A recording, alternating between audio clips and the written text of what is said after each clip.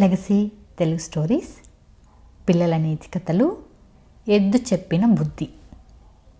అయినాపురానికి చెందిన ఐలయ్యకు గానుగ ఉండేది. నూనె ఆడించగా వచ్చిన సొమ్ముతో కుటుంబాన్ని పోషించేవాడు.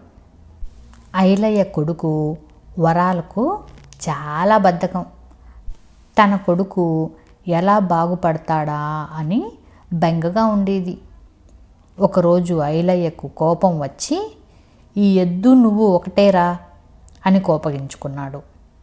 ఆ మాటలు విన్న ఎద్దుకు చాలా బాధ అనిపించింది.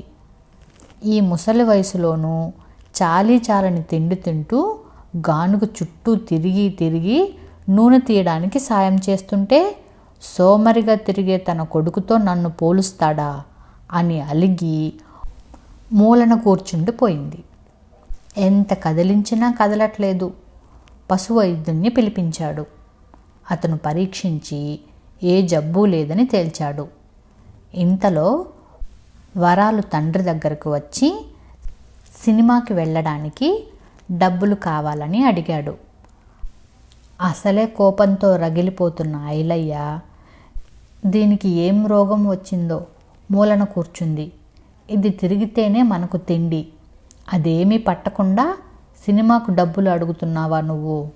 నీలాంటి పనికి మాలిన వాడిని ఈ నోరు లేని పశువుతో పోల్చి తిట్టాను చూడు, అది నా తప్పు.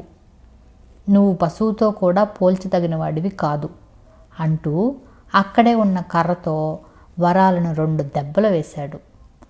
ఆశ్చర్యం, ఎద్దు లేచి గానుగ చుట్టూ తిరగడం మొదలుపెట్టింది. చూసావా, నీతో పోల్చినందుకు కోపం వచ్చి అది కదలకుండా కూర్చున్నట్లుంది, ఎంత సిగ్గుచేటు అన్నాడు.